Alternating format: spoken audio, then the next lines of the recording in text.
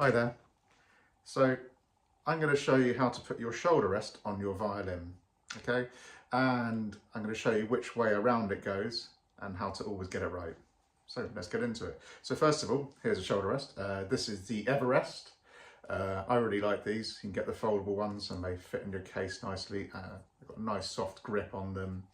There you go, sales pitch over. I don't work for Everest, but I just happen to quite like these. And they're quite cheap as well, which is always nice to know.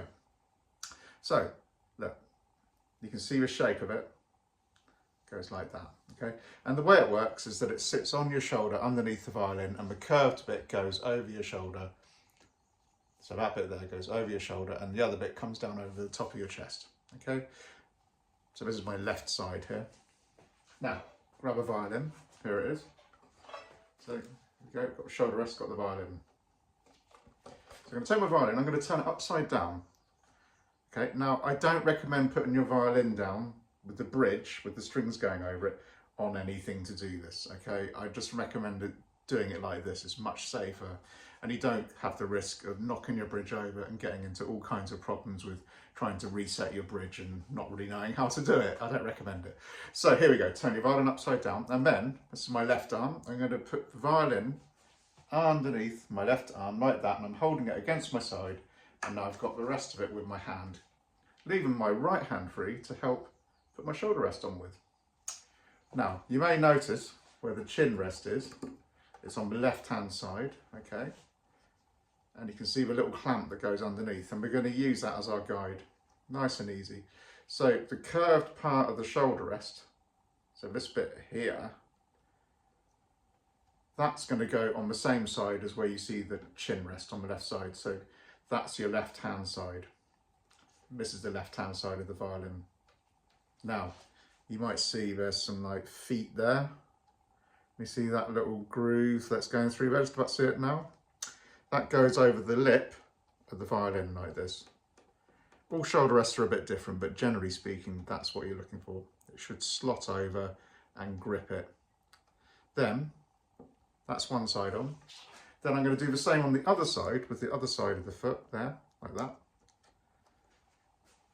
And then I'm going to put it around until it's on nice and firmly. You see that's gripping my violin really well.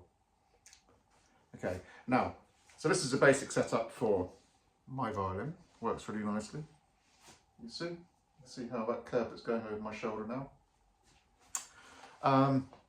For those of you in smaller stature, smaller shoulders than mine, then what I recommend, if this isn't working for you, what to do is this, okay?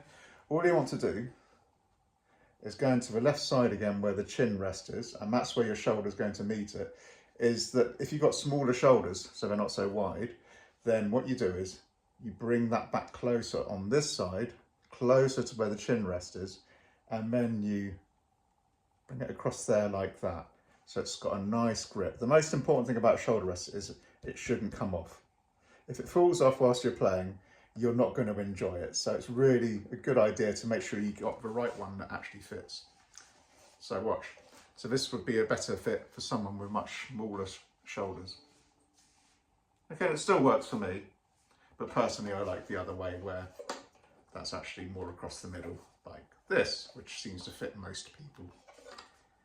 But not everyone is the same shape or size. So there we go. That is how to put your shoulder rest on.